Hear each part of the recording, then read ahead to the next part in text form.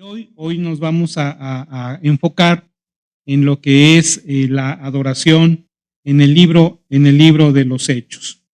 Ahora, de entrada, pues ustedes que han leído el libro de los Hechos se preguntarán, bueno, hasta donde yo puedo tener noticias, hay, digamos así, muy poca enseñanza doctrinal y práctica de la adoración en el libro de los Hechos. El libro de los Hechos abarca aproximadamente unos 30 años, ¿verdad? De la ascensión de nuestro Señor Jesucristo hasta lo que propiamente es la llegada del apóstol Pablo a la ciudad de Roma, todavía bajo la prisión, ¿verdad? Entonces, en todos esos 28 capítulos hay pocas ocasiones en las que la Escritura hace mención a lo que propiamente pudiéramos llamar la adoración. Hemos hablado acerca de que en el Nuevo Testamento, en el idioma griego, la palabra preferida de los escritores para referirse a la adoración es la palabra proskuneo, ¿verdad? Que significa literalmente postrarse o arrodillarse, ¿verdad? Que esa es la idea propiamente de la adoración, ¿verdad? Eso es lo que significa literalmente, pero es la palabra que se utiliza para referirse en relación precisamente a la adoración. Y esta palabra solamente se encuentra 4 veces en todo el libro de los Hechos. Y entonces uno se pregunta, ¿es que no practicaban los primeros cristianos, los primitivos cristianos, la adoración? Recuerden, Hechos nos relata 30 años de la historia de la iglesia y solamente en 4 ocasiones el escritor Lucas hace alusión a este verbo. Pero independientemente de que nada más se utilice 4 veces este verbo, con toda seguridad la iglesia, ¿verdad? Durante todos esos 30 años practicó la adoración, ¿verdad? Practicó la adoración. Lucas, cuando estudiamos o presenté a ustedes reflexiones sobre el Evangelio, empleó este mismo término en 3 ocasiones. Y cuando lo vemos en el libro de los Hechos, quiero que vayamos primeramente al capítulo 2, versículos 46 al 47, porque aparte del verbo proskuneo, nosotros vamos a ver otro tipo de expresiones en donde de alguna manera pues se infiere, ¿verdad?, que nos está hablando acerca de la adoración dentro de la iglesia. Y este pasaje de Hechos 2, 46 y 47 nos habla precisamente acerca de esto. Dice allí la palabra de Dios, Hechos 2, 46 y 47, de la siguiente manera. Dice así, y perseverando unánimes cada día en el templo y partiendo el pan en las casas, comían juntos con alegría y sencillez de corazón, alabando a Dios y teniendo favor con todo el pueblo, y el Señor añadía cada día a la iglesia los que habían de ser salvos. Y esto entonces nos da una idea de que la iglesia practicaba una adoración continua, en el sentido de una adoración que agradaba al Señor, y que esta adoración, bueno, hacía precisamente crecer el número de creyentes. Y ahorita vamos a ver esta relación entre adoración y evangelismo, ¿verdad? Adoración y evangelismo, que particularmente es lo que nos va a mostrar este libro de los Hechos, ese vínculo que existe. Vamos a ver que la verdadera adoración inspira la evangelización. Y como producto de la evangelización, ¿qué es lo que se va a tener? Nuevos creyentes que son movidos a adorar. Y esos nuevos creyentes que son movidos a adorar van a inspirar nuevamente al evangelismo y entonces es una práctica continua. Entonces, realmente, hermanos, adoración y evangelismo es algo que vamos a ver muy ligado en el libro de los Hechos. Ahora, hay pues entonces no solamente el término proskuneo que alude a la adoración en el libro de los Hechos, está también este término de 2:46-47 donde dice que alababan al Señor, pero también podemos pensar en aquellos pasajes donde se alude a la oración o donde se alude incluso a la ofrenda, que a veces es llamada ministerio, ¿verdad?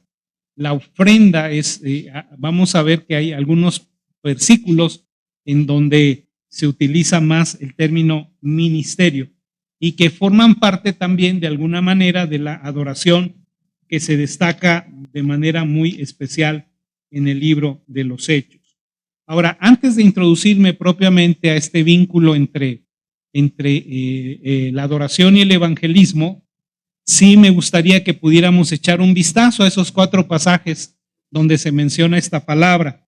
Y vamos a ver que en algunos de ellos es una censura a la falsa adoración y en otros es una adoración relacionada increíblemente con personas gentiles, ¿verdad?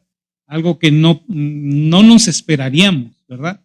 Lo que nos esperaríamos es que en el libro de los Hechos pudiéramos ver a muchos judíos adorando, pero el libro de los Hechos no nos muestra a judíos adorando, más bien todo lo contrario, nos va a mostrar a judíos rechazando y mostrándose hostiles al evangelio, pero los que están involucrándose en la adoración, vamos a ver que son precisamente los gentiles. Vamos a ver en primer lugar, por favor, en Hechos capítulo 7, versículo número 43, esta primera referencia, Hechos 7:43, y para ponernos un poquito en el contexto, es el pasaje que nos relata el discurso de Esteban antes de ser lapidado, ¿verdad? Y en este discurso está confrontando a los judíos. Y miren ustedes de qué los acusa. Dice el verso 43, citando, ¿verdad?, al Antiguo Testamento, dice: antes bien, llevasteis el tabernáculo de Moloc y la estrella de vuestro dios Renfán, figuras que os hicisteis para adorarlas. Os transportaré pues más allá de Babilonia. Y entonces sigue hablando Esteban y diciendo, bueno, nuestros padres tuvieron la oportunidad de tener el tabernáculo. Nuestros padres tuvieron la oportunidad de tener el conocimiento del Dios verdadero. Y con todo eso, sin embargo, ellos decidieron adorar lo equivocado, adorar lo erróneo. Entonces, hermanos, esto es muy importante porque, como lo hemos venido señalando, el tener una ortodoxia, o sea, una sana doctrina, una doctrina ortodoxa, no necesariamente nos va a conducir a una ortopraxis, a una práctica sana, ¿sí? Una cosa es tener el conocimiento correcto y otra cosa es practicar lo correcto. Y ambas cosas tienen que ir relacionadas. Y el pueblo judío se ufanaba de tener la verdad, pero actuaba de manera incorrecta, inapropiada. Y como lo hemos señalado muchas veces, o sea, somos prontos para arrojar las piedras, pero nosotros nos preciamos de tener también el conocimiento correcto, pero muchas veces no practicamos lo correcto, ¿verdad? No practicamos lo correcto. Esta es la primera ocasión entonces que se cita y el resultado de la falsa adoración, ¿no? El ser juzgados por Dios y llevados en cautiverio.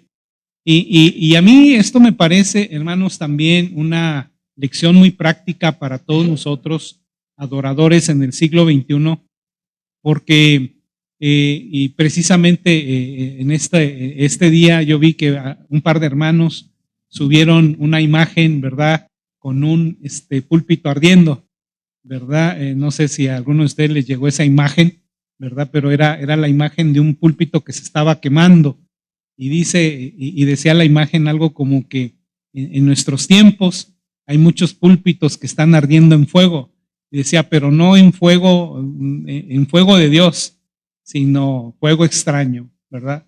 Fuego extraño. Y eso nos recuerda precisamente a aquellos hijos del sacerdote Aarón, ¿verdad? Que quemaron un fuego extraño delante de Dios. Y hoy en día, hermanos, y esta es el cuidado que debemos nosotros tener, es el cuidado con estar ofreciendo un fuego extraño delante de el Señor, ¿verdad? Delante del Señor. Bien, vamos ahora a Hechos 8:27, Hechos capítulo 8, versículo número 27, un personaje que pues, tenía prácticamente dos elementos contrarios para ser considerado un adorador, ¿qué pudiéramos decir? Un adorador típico, ¿sí? Había dos cosas que le impedían. Pero miren ustedes lo que nos dice la Escritura, Hechos 8:27. Entonces, él se levantó y fue, y sucedió que un etíope eunuco, funcionario de Candace, reina de los etíopes, el cual estaba sobre todos sus tesoros y había venido a Jerusalén, ¿para qué? Para adorar, ¿verdad? Ahí vemos. Ahora, obviamente que este funcionario era un funcionario gentil, era un etíope, ¿sí? Ahora, había dos elementos que le hacían, pues, no ser considerado un adorador modelo.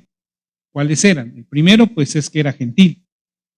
Y ustedes saben que en el concepto de adoración judía, los gentiles no podían acceder, digámoslo así, a la parte íntima del santuario, ¿no? Al atrio de los hombres. Ellos tenían que quedarse, de hecho, incluso fuera de donde estaba el atrio destinado para las mujeres judías, ¿sí? Y todavía por ahí había letreros que decían que cuidado si los perros pasaban esa puerta, ¿no? Porque iban a morir. Entonces, no podían entrar. Y de entrada, entonces, esta era una limitante para adorar, ¿no? Para adorar. Pero la segunda limitante, y aquí debo decir que muchos gentiles, bueno, sí se vieron atraídos por la adoración judía, pero a lo que podían aspirar es a ser considerados con el título temerosos de Dios, ¿sí? Temerosos de Dios.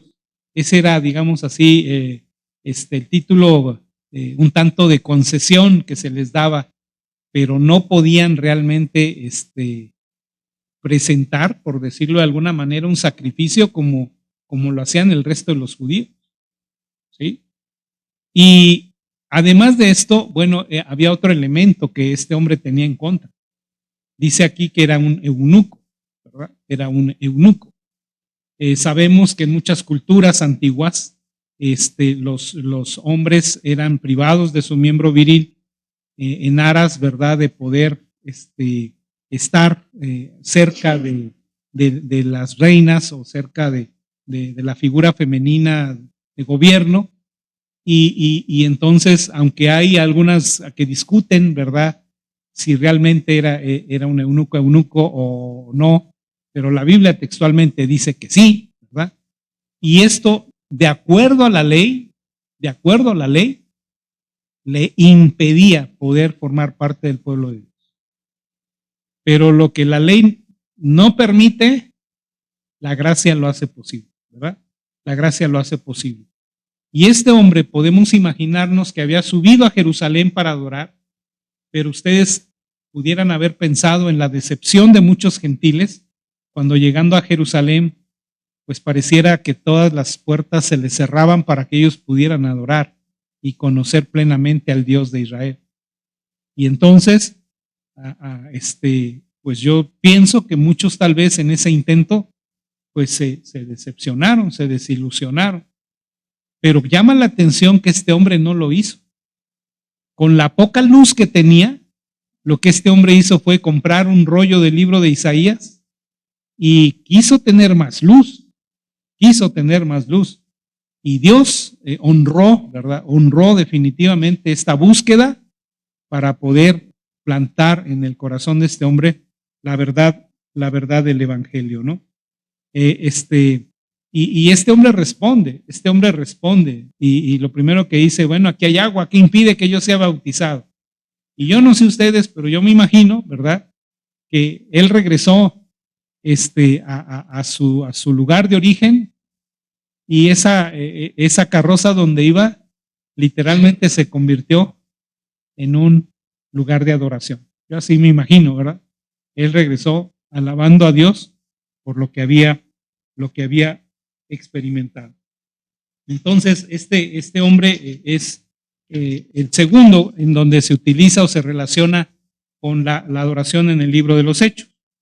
Pero hay otro pasaje que encontramos en Hechos capítulo 10, verso 25, por favor. Es otro gentil. Este gentil se llama Cornelio. Y particularmente vean ustedes el uso del verbo en el versículo número 25. Cuando Pedro entró, salió Cornelio a recibirle y postrándose a sus pies, ¿qué dice? Adoró. Imagínense ustedes este hombre llamado Pedro, que lejos estaba de imaginarse pisar una casa gentil, y el día que la pisa, pues se imaginan la impresión cuando el gentil se postra en señal respetuosa, pero dice literalmente que le adoró, ¿verdad? Que le adoró, ¿sí? ¿Cómo hubiera reaccionado usted? A lo mejor, hermanos, muchas personas ante esa actitud le hubieran dado la espalda y hubieran corrido, ¿verdad? Este gentil ignorante, irreverente, ¿cómo osa, verdad, rendirme culto a mí? Pero Pedro, ¿verdad? Pedro, movido por el Espíritu, corrigió al hombre y le dijo, yo soy un hombre como tú, ¿verdad? Pero aceptó sin duda pues ese reconocimiento como siervo de Dios para poder presentar el mensaje del Evangelio. Entendía y quiso enseñarle a Cornelio que tal reverencia solamente se la debemos al Señor, ¿verdad? A Dios. Y reconocía que ningún ser humano merecía tal reverencia, ni siquiera un mensajero de Dios, ni uno de los 12 apóstoles. Y esto es muy importante, ¿no? Porque hoy en día, en ciertos sectores, bueno, todavía de la religión tradicional, aunque no se utiliza el término adorar, se utiliza el término venerar, ¿verdad? Y se venera a ciertos personajes de la historia de la iglesia. Se venera a los apóstoles, o se venera a la Virgen María, ¿sí? Pero realmente se constituye, o sea, ¿por qué le queremos tapar el sol con un dedo? Realmente es una adoración,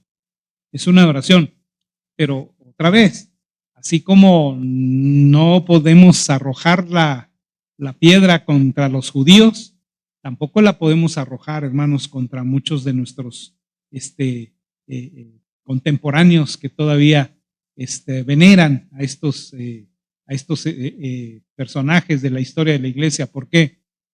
Porque a veces nosotros también hemos constituido a hombres casi con una, ¿qué podríamos llamar? Imagen, ¿verdad? Que literalmente estamos ahí adorando, ¿no? Adorando. Y debemos tener mucho cuidado.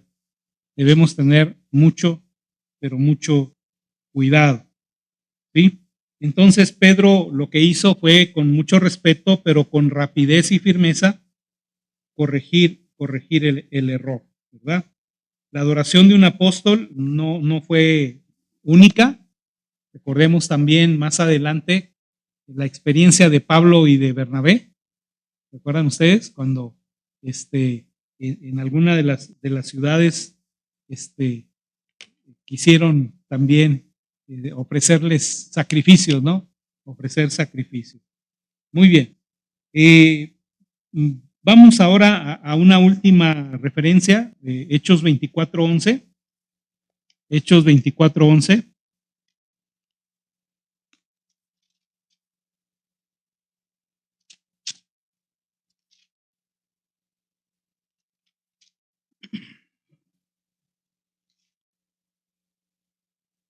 Y Pablo está en esta ocasión presentando su defensa ante Félix.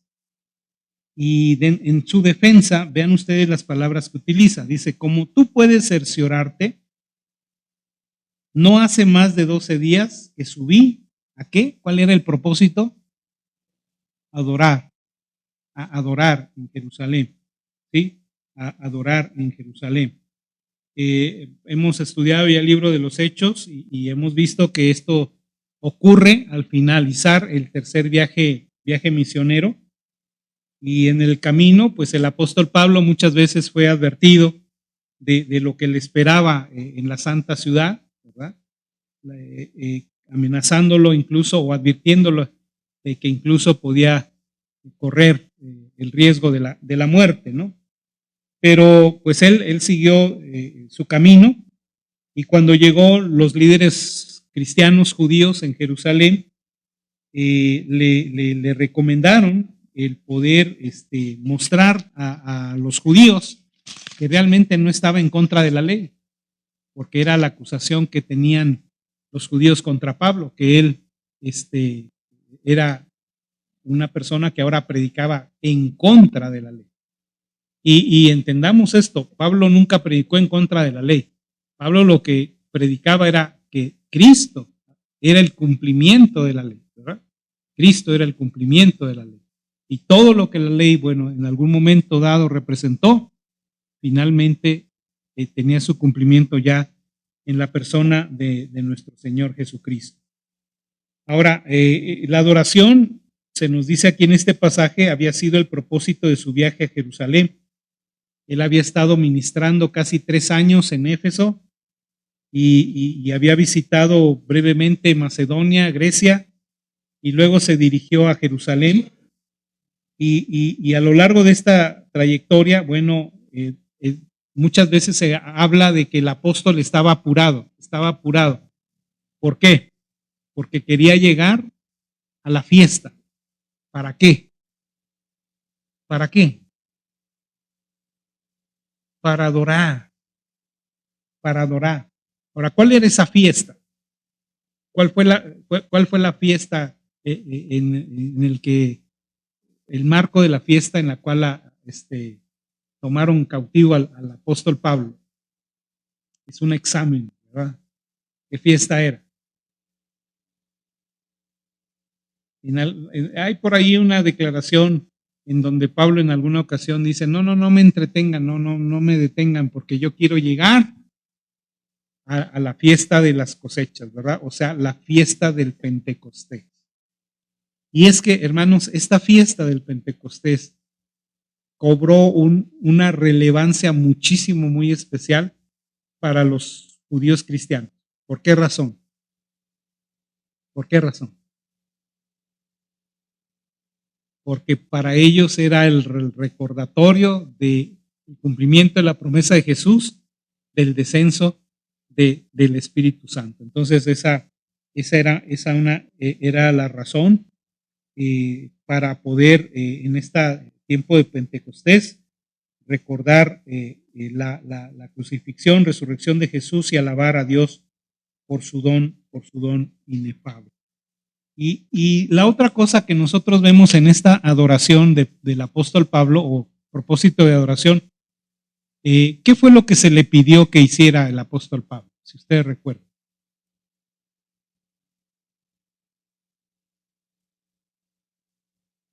Ajá.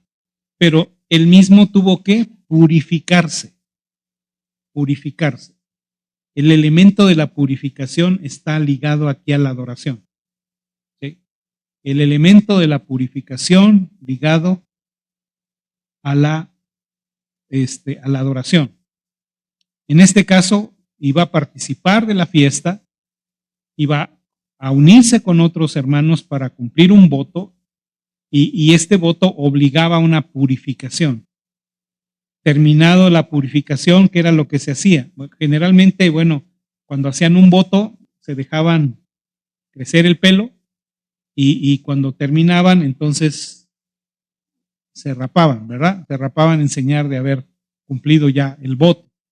Y era en lo que Pablo estaba involucrado. Y en este sentido, hermanos, debemos nosotros, ahora, no es la única vez que podemos pensar que Pablo participó también de algo similar. Aunque se le pidió que pagara el voto, algunos dicen que no necesariamente él traía un voto, pero pagó el voto de los que iban a terminar su voto. Pero en otras ocasiones Pablo sí hizo un voto, sí hizo votos, ¿verdad? Y en esas ocasiones, se implicaba este aspecto de purificación. Y aquí tenemos otra lección, yo creo, en relación con la adoración, hermanos. El vínculo entre purificación y adoración. ¿Esto es algo vigente para la iglesia el día de hoy? Pero ¿cómo nos purificamos nosotros? ¿Dejándonos el pelo largo? ¿Cómo nos purificamos nosotros? ¿Qué nos dice la Escritura? ¿Verdad? Si confesamos nuestros pecados, Él es fiel y justo para perdonar nuestros pecados y limpiarnos de toda maldad. Entonces, ¿qué es lo que debemos nosotros estar continuamente haciendo toda vez que venimos a adorar al Señor? Pues presentarnos delante de Él, ¿verdad? Con esa limpieza que nos puede dar el sacrificio de Cristo. Por un lado, dar cabida a la obra del Espíritu Santo, santificando nuestra vida, pero por otro lado, ¿verdad? El poder reconocer que independientemente de todo esfuerzo que podamos hacer para tratar de mantenernos limpios, siempre, ¿verdad? La mancha del pecado nos golpea. Y entonces, ¿qué es lo que tenemos que hacer? Bueno, aplicar lo que la Escritura nos enseña para tratar con el pecado. Esto en relación pues a las cuatro ocasiones en que se nos hace alusión a este hecho, hermanos, de la adoración en el libro de los Hechos. Pero vamos a ver que encontré en uno de los libros de Tozer, que habla acerca de la adoración, que me pareció muy interesante, que dice: no hay duda de que Dios quiere que su adoración tenga forma. Así que la pregunta no es si debemos tener una liturgia o no. ¿Sí? A lo largo de la Escritura vamos a ver que Dios es adorado a través de formas. Entonces, descartamos el hecho de que no hay liturgia detrás de la adoración. La cuestión más bien es si el contenido de la liturgia es bíblico.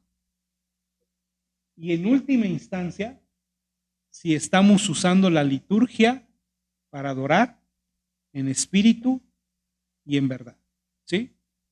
O sea, la forma es necesaria, pero lo que tenemos que preguntarnos es si la forma que estamos usando es algo que la Biblia sustenta, avala, y a final de esto, si la avalara, si al practicarla nosotros estamos adorando en espíritu y en verdad. Bien, en Isaías capítulo 6, creo yo que es un típico ejemplo de cómo la adoración siempre resulta en algún tipo de respuesta, ¿verdad? Algún tipo de respuesta. ¿Cuál es, en todo caso, en el libro de los Hechos, la respuesta a la adoración de la iglesia? Y la podemos ver en este cuadrito, en esta imagen. La adoración inspira a la iglesia al evangelismo. ¿Sí? Una iglesia que practica la adoración Debe ser una iglesia que es inspirada a evangelizar. Y el evangelismo lo que va a hacer es que va a ver nuevos creyentes que van a ser llevados a adorar. Y al adorar, estos nuevos creyentes van a inspirarse en el evangelismo, y esto es entonces un círculo que se extiende de generación en generación. Ahora, ¿cuál es lamentablemente la realidad en muchos creyentes o en muchos cuerpos de creyentes? Hay muchas iglesias que enfatizan el evangelismo y dicen, nosotros estamos para evangelizar, la adoración es algo secundario. Y hay otras que dicen lo contrario.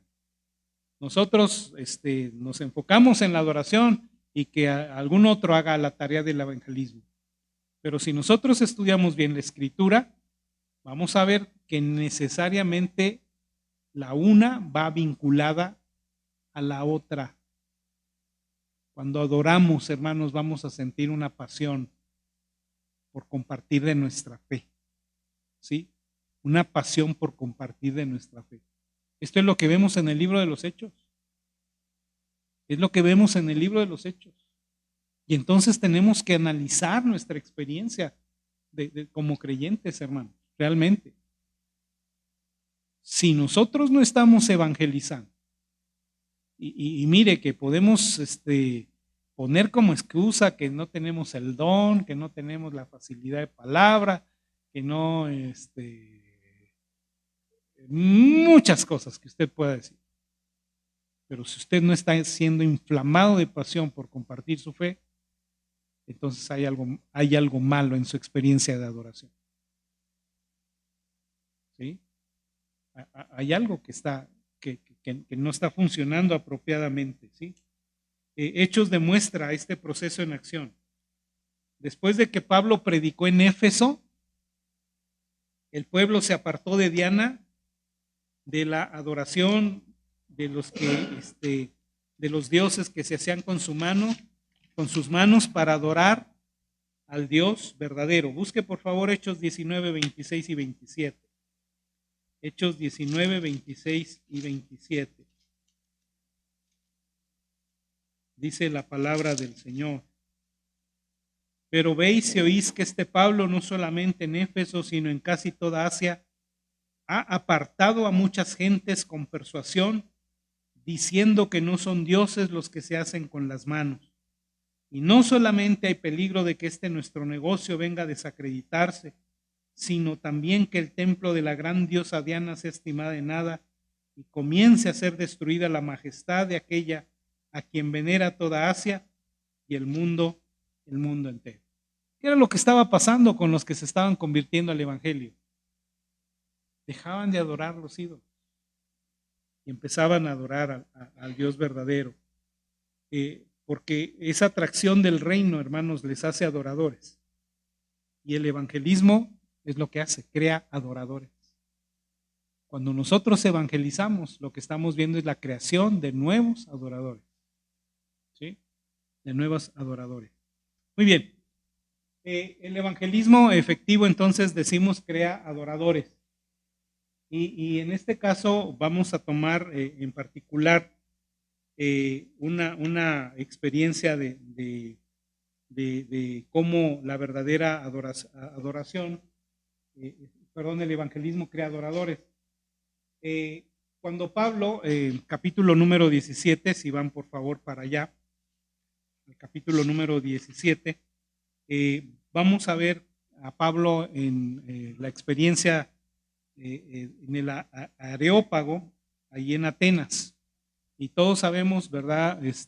Lo que pudiéramos llamar, lo importante que era esta ciudad en cuanto al desarrollo filosófico, aunque ya para el tiempo del apóstol Pablo estaba en decadencia, sin embargo, pues conservaba toda esta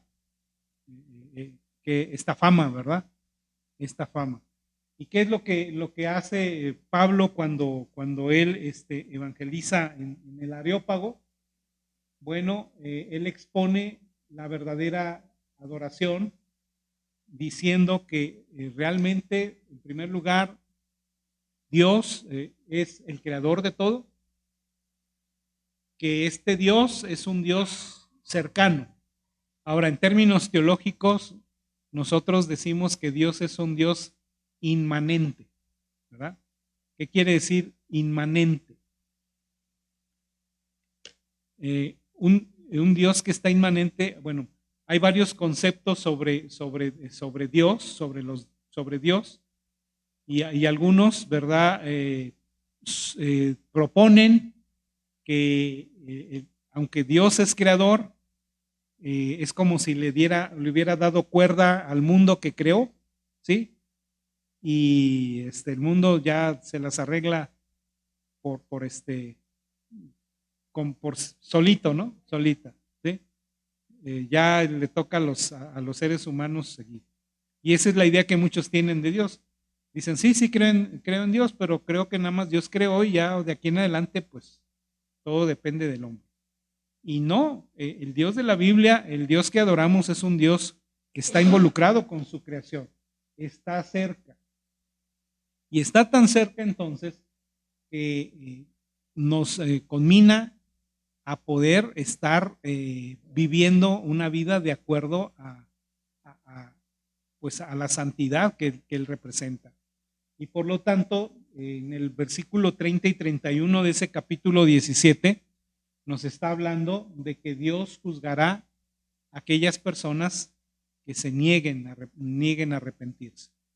¿Sí? ¿Qué es lo que está haciendo aquí Pablo? Está evangelizando, ¿no? El evangelismo denuncia el pecado. El evangelismo denuncia el pecado. Y esto es muy importante, hermanos, el día de hoy, porque hay muchas iglesias en el día de hoy donde se supone que adoran, pero tienen miedo de mencionar el pecado, ¿verdad? Porque sienten que el pecado o hablar de pecado ofende al individuo del siglo XXI. ¿Sí? Y no, hermanos. Este es un asunto de la predicación del verdadero evangelio, va a confrontar con el pecado. Y la otra cosa es también que nosotros vemos que en el mensaje de Pablo se enfatiza que Dios resucitó a Jesús de entre los muertos y por lo tanto Él es digno de adoración. Regresando un poquito, vean que esta predicación de Pablo lo que hace es contradecir muchos de los errores que estaban cometiendo los adoradores atenienses. Por un lado, aunque eran muy religiosos, la gente adoraba ignorantemente, ¿no? Y creo que, como dicen, no hay nada nuevo bajo el sol. Hoy hay mucha gente religiosa. De hecho, lo que estamos viendo en muchos sectores del mundo es un despertar por lo espiritual, ¿verdad? Y quieren adorar y dicen, pues adora aunque lo que tú quieras, ¿no? Pero adora o ora lo que tú quieras, pero ora, ¿sí? Pero lo hacen ignorantemente, ¿no? Ignorantemente. Y entonces esto les llevaba, obviamente, a adorar un Dios inadecuado, ¿sí? Un Dios inadecuado. Porque ya dijimos que cuando nosotros no tenemos un correcto concepto de la persona a quien adoramos, esto nos va a llevar a distorsionar esa idea de ese Dios a quien adoramos y vamos a terminar adorando algún monstruo, ¿verdad? Alguna cosa horrible, pero no al verdadero Dios. Bien, vamos a concluir, hermanos, esta tarde. ¿Qué pasa si nosotros enfatizamos la adoración, pero no tomamos en cuenta el evangelismo? ¿Qué pasa? ¿No pasa nada? Estamos viendo, ¿verdad?, que el libro de los Hechos está vinculando la adoración con el evangelismo. Algunas iglesias dicen, estamos comprometidas con el evangelismo, pero nuestra pasión es buscar a los perdidos, pero le prestan poca atención a la adoración. se consideran como iglesias evangelistas, ¿no? Evangelísticas. Pero otras, decía, pues creen que su propósito principal es adorar. Y entonces no hacen del evangelismo un objetivo, un propósito. Y estamos viendo que no podemos divorciar adoración de evangelismo. No la podemos hacer. No lo debemos hacer. Y creo que esta es una tremenda lección para todos nosotros, porque lo que es una realidad en el ámbito de lo eclesiástico, también repercute en el plano personal. Yo puedo decir, pastor, yo no falto los domingos a adorar, ahí me va a tener cantando, leyendo la Biblia, orando, ofrendando,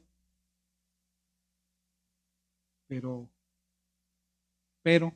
¿a dónde te lleva tu adoración? ¿Sí? Entonces, hermanos, hagamos de que esa adoración, y dámosle al Señor que la adoración también nos dé pasión por compartir de nuestra fe con otros. Y al hacerlo, que Dios nos permita ver la creación de nuevos adoradores.